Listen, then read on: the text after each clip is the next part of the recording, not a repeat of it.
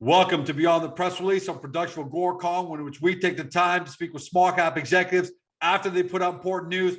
With us today, it's the coming out party because the news is fantastic.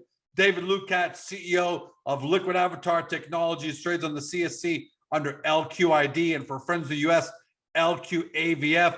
You probably saw the headline. I normally don't do this. I'm going to say the headline now and then do the intro because I know a lot of new people are going to be watching.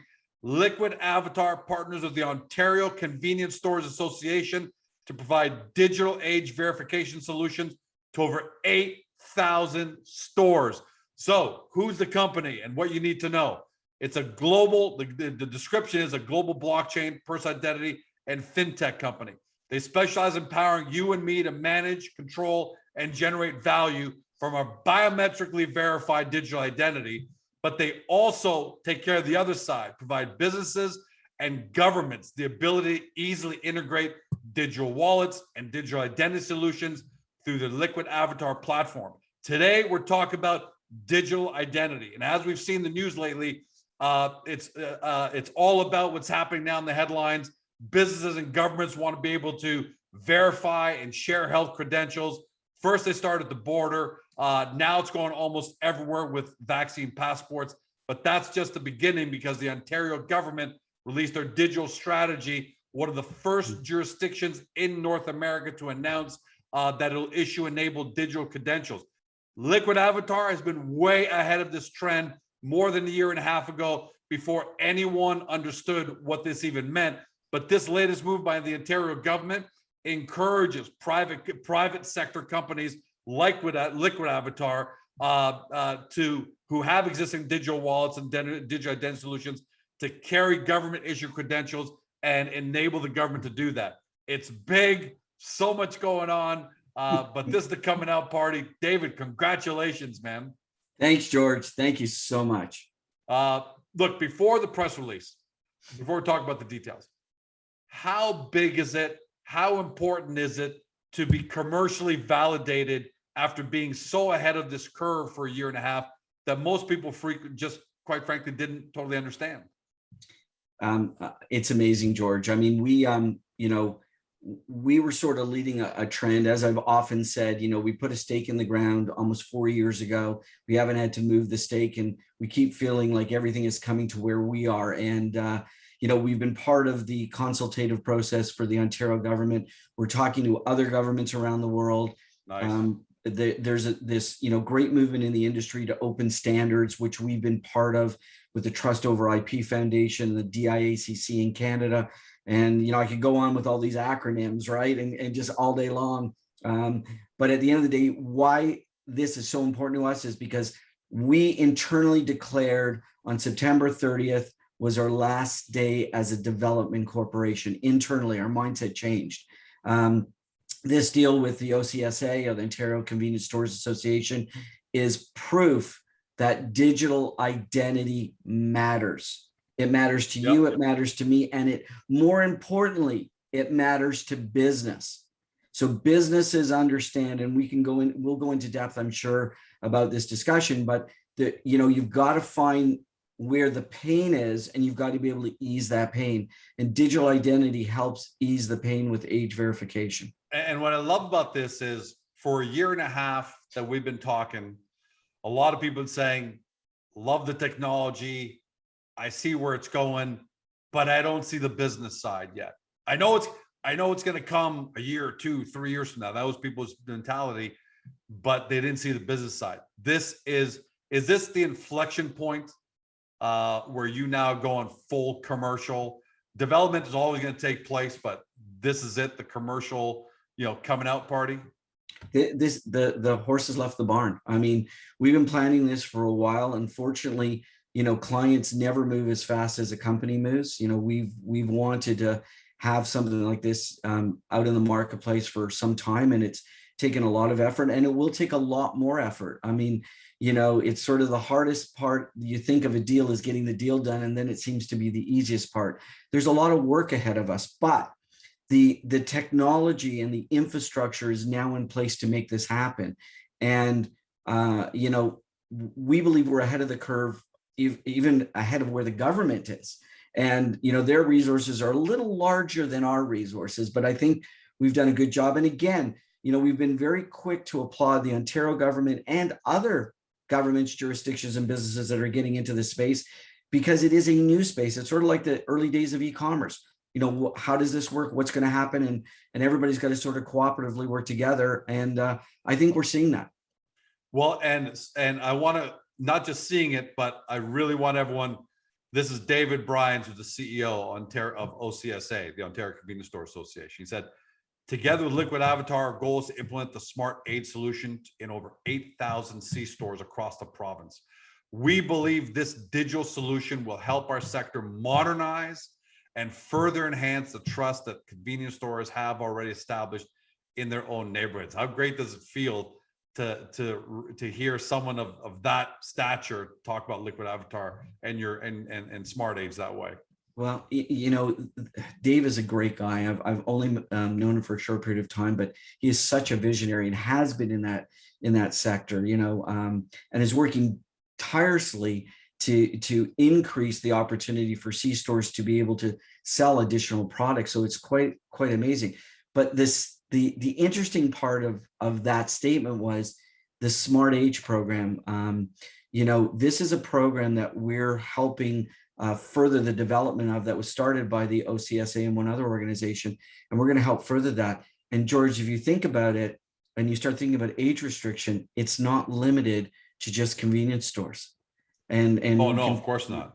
Right? There's so many other areas for age verification that you can think of that go outside a convenience store that's selling, lottery tickets or vaping products or tobacco, or in some cases in Ontario where the LCBO doesn't exist, they're selling, some alcoholic beverages, and they're hoping to do more.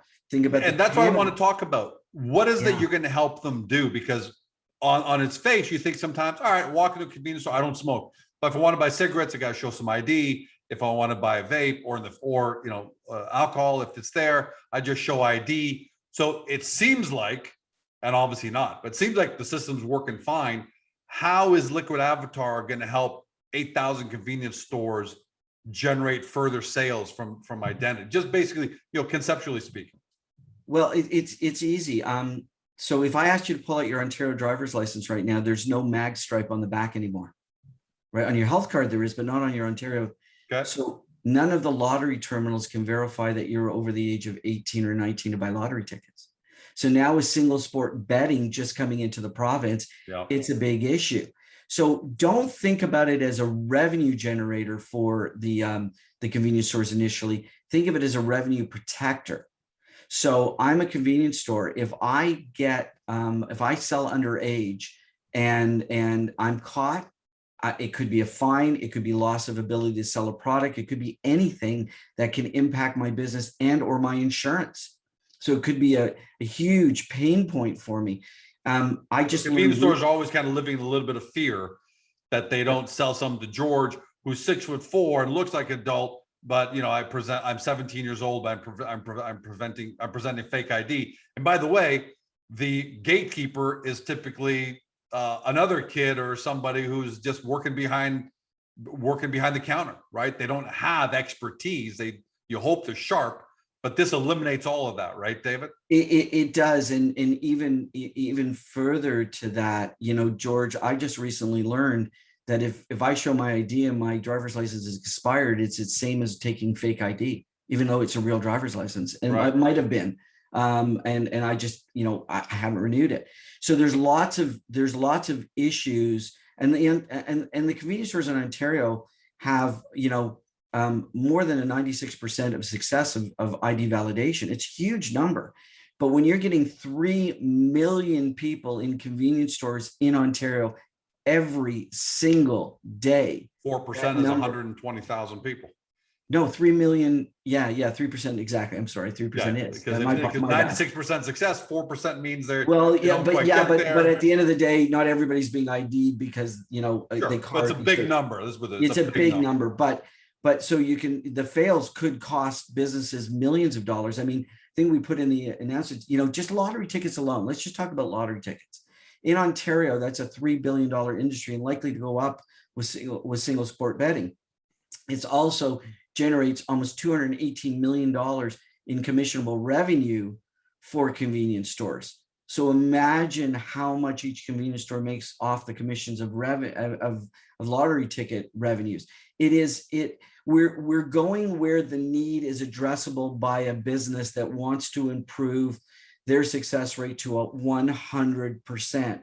They also looking, and they've been working diligently to try and increase, distribution of alcoholic beverages.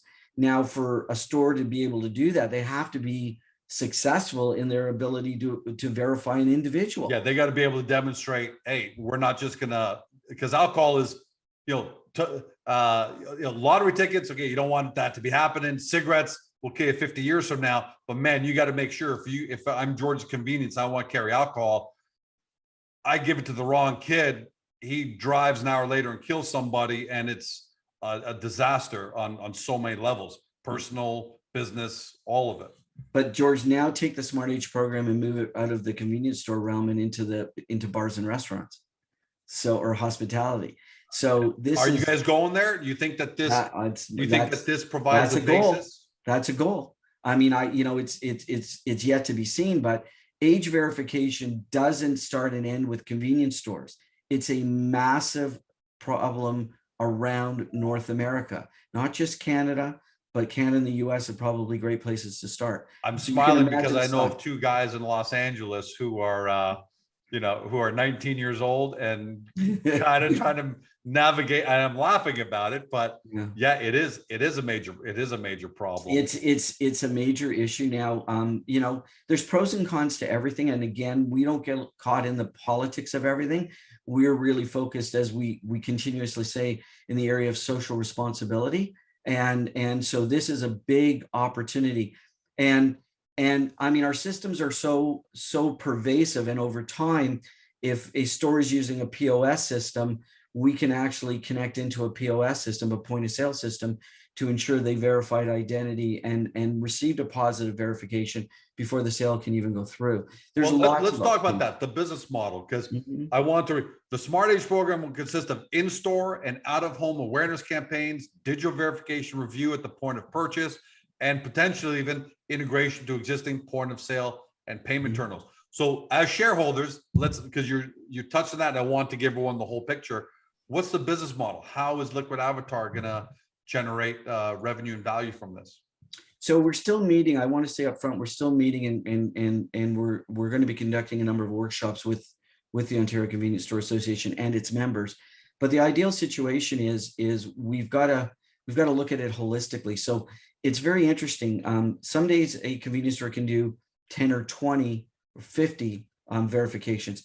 We've heard numbers as high as 1,000 verifications a day in some stores in some places where they're selling lottery tickets, and maybe it's a $70 million jackpot. So we've got to be able to temper the solution to be affordable to small convenience store operators, because some of them are mom and pops. So we're deploying a system that will allow us to either create subscription-based methods using a SaaS modeling basis, or potentially individual transactions with a POS system. So it is going to be a combination of different methodologies that maximizes value for all parties. I mean, we think of this as our first program out the gate, and the OCSA is putting a lot of faith in us. And so we want to make sure we're rewarding that faith and confidence with a system that is going to be beneficial to all their members, and as well affordable. I mean, if it's not affordable, it doesn't work. It's not good. It's dead, right? It's dead on arrival. And the consumer gets all our services for free. So we want to make sure that we're not putting too much pressure. And again, as we grow this program, it is scalable, and the system is built. So there are opportunities to continually grow a program like this without putting pressure on the first starting merchants. Well, okay, I'm glad you asked that, or you said that, because one question I've got here: what's the blue sky here? Wow. Right, we see the practicality now. We got that down pat. What's the blue sky? Well, in my mind, and again, I always say this, and you'll say it at the end for sure, everybody needs to do their own due diligence. But in my mind, it's not just convenience stores. It's restaurants, it's hospitality events, it's bars, it's cannabis facilities, right? Because we need to make sure that's an industry that can be plagued by fines if something goes wrong, and it's still a bit tenuous getting more locations into neighborhoods. It could be events where beer and wine is sold, private and public. Again, anywhere where there is liability or pain. So, so liability of insurance, pain of loss of business, pain of loss of opportunity, and again, where social responsibility takes over. So if you start looking at all those types of venues, in Ontario, we have a smart serve program where, wait staff is trained to card people.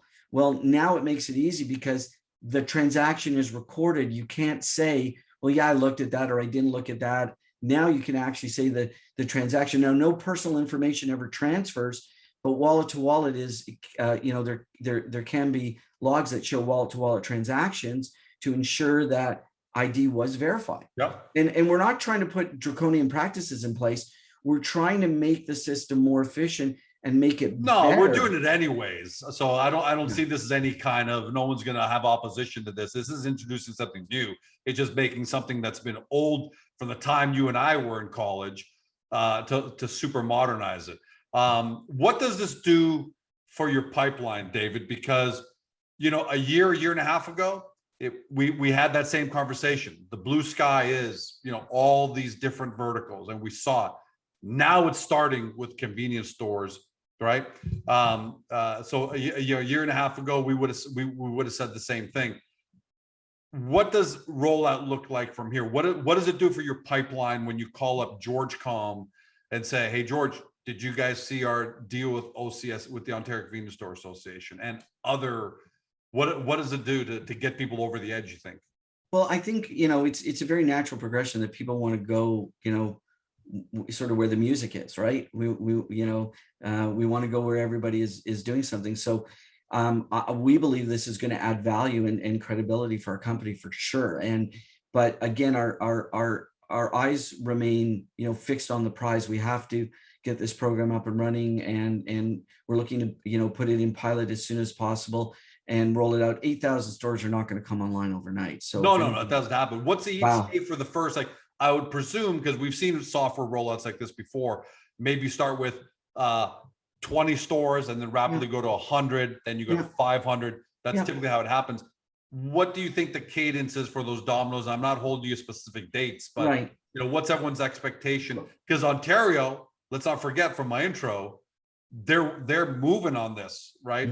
This isn't just private business. This is also the Ontario government. So what does the cadence look like for Rollout?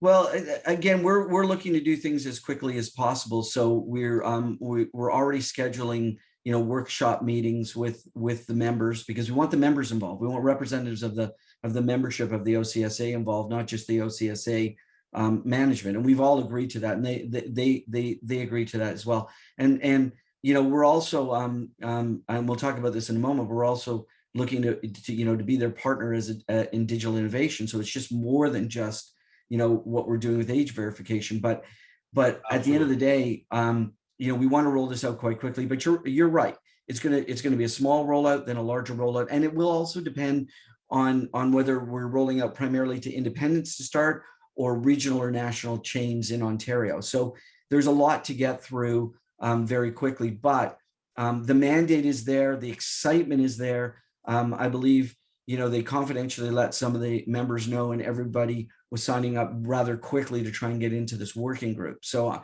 we're really excited. Oh yeah, listen, there's other associations, right? There's companion or associations around the country. If I owned a chain of convenience stores, you told me that this was, coming, and I would be ecstatic, because I'd say I no longer have to rely on Bobby, my young kid, or Mary, the older lady, to try and figure all this out and be my risk point. Man, I got a digital solution for this. Last word to you. Is there, because there are so many moving parts, is there anything I haven't touched on yet that you want to make sure people at home understand about maybe the specifics of this deal or the implications of the deal? Well, I think there's a couple things, if I might. One is there's no shift in the company's focus, and is age verification is a verifiable or digital credential. Of course. COVID health testing and COVID vaccination is a credential, and we see a number of swim lanes available, and we're making sure that we've got great swimmers in each of those lanes. That's really important. The second thing is we really are focused now on driving the business forward, and that is going to be growth followed by revenue. This is the way that any tech company does it. You've got to get growth, and revenue starts to come in as the growth accelerates. So we're very focused on that. And third is that we're, as a team, we're growing and we're continuing to try and manage to the best of our ability all our costs and our operational ability, because we want to ensure that we're a lean, mean organization moving forward. And I know I said last word to you, but I want to actually add one more thing, ask you for one more thing. Sure.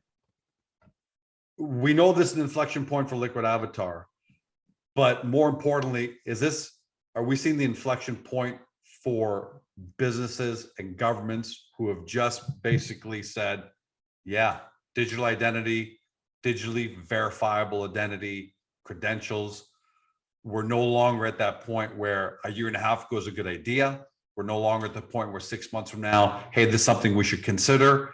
Have we gotten to a point, you tell us, are where governments and business saying, yeah, we just got to do this, so let's get on with it? Well, the answer is I've heard numbers, and again, I won't say that they're specifically, the numbers are 100% accurate, but we've heard that the Ontario government spends over $20 million a year mystery shopping convenience stores, or the industry itself. And again, I want to be very loose about that situation, because I don't have all the tactical information, but those are the things we've heard. And so, George, that $20 odd million could be better spent on social programs and other things, not mystery shopping convenience store to see if they've done something wrong. So by putting this in, there's a major benefit to government. The other situation is this is an easy thing for governments to help mandate, because it improves the lives of individuals and ensures that not just compliance from a regulatory standpoint, but that we as a society are being more socially responsible to individuals. As you said, God forbid, that somebody goes out, gets a hold of something that they shouldn't because they're not mature enough to handle it, and something bad happens. If we can erase one of those issues, we've done more than our job to ensure that we've kept the public safe.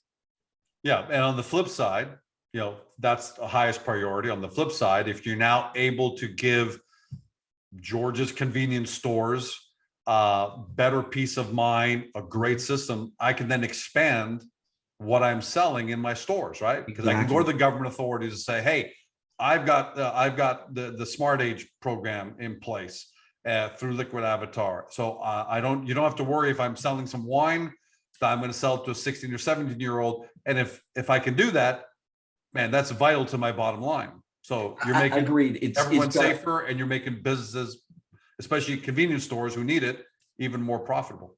Well, convenience stores, especially during the pandemic, have been a backbone of staying open and supporting, local communities. A lot of the stuff that we do, we'll pop into a convenience store because it's easier and I don't have to deal with crowds. So convenience stores are, and mom and pop stores are the lifeblood of local industry. And so I think this is really positive for everyone in the market, but it also is a massive proof point. It's not 3 locations. We're talking about the opportunity for over 8,000 locations. That's going from 0 to 1,000 miles an hour in 3 seconds. Hey, that's the only way to do it in the tech world, right? Exactly. You take a long time to get ready for it. And then when it happens, you just start scaling. David, congratulations, man. I really mean it. So proud of you guys, your whole team. Thank you. I've said this a couple of times. I'm going to say it again. A year and a half ago, you're way ahead of this. Even when you and I first sat down and said, yeah, I can see this, but man, when is this going to happen? Right. I'm not sure if I see the appetite. I'm not sure. And here we are in the 4th quarter of 2021. 8,000 stores. Ontario Convenience, Ontario has launched their digital ID strategy that they want to have in place, start having in place by the end of this year. And you guys are at the tip of the spear in the small cap world, way ahead of this. If investors need exposure to digital identity, digital privacy, digital health credentials, you guys are it. I'm so proud of you guys, man. Way to go. Thank you. I want to add one more thing, George, Sure. if I can. What this also does is it puts practical applications in play to distribute our digital wallet and app and not have to rely on app stores for distribution. Right. I should have mentioned that earlier, but it is a massive situation that we don't have to spend a ton of marketing money inside the app systems where, the convenience stores with 3 million people running through the stores daily gives us a massive, massive market to start promoting our products and services. And we haven't even talked about, we'll say that for another time, but all the opportunities that open up because you're now on George's phone and you're now on Mary's phone. Exactly. And all that, which is a whole other thing unto itself. But way to go, man. Thank you. Awesome. Can't wait to have you back, because this is my personal opinion. Once I see software companies hit that inflection commercialization point, it usually means there's more coming, because these things don't just happen as one-offs. Can't wait to have you back, my man. Thank you. Thank you so much, George. To everybody at home, you've been watching or you've been listening by podcast on Spotify, Google, Apple, or your favorite podcast platform. To David Lukacs, he's CEO of Liquid Avatar Technologies, trades in Canada under LQID. For our friends in the US, LQAVF. For those of you new to the story, because you saw that massive headline, 2 ways to do your due diligence, because we know this cutting edge, but it also means there are things that you need to get a grasp on as far as concepts. Get to the company's profile in Agoracom. Make sure you go through that to get a good 1,000-foot overview of the company. And then you can see it right above David. Get over to liquidavatar.com, do your deep dive due diligence, and even download the app for yourself to see how cool it is. They're going through. By the way, David, you guys going through? Have you guys completed the next upgrade for the in the App Store? Google is done. Apple is done as well. We have to make one more change, and then we believe it'll be approved. All right. So for Samsung, Google, get the app, download it, start playing with it. It's awesome. And for iOS, give it a little while, give it a few days, a week, and you can do the same. Thanks for joining us, everyone. Have a great day. See you next time. Hey guys, this video is over, but don't forget to help your company by liking it and even leaving a comment below. And then don't forget to help yourself by subscribing to our channel and never missing another great Agoracom small cap video.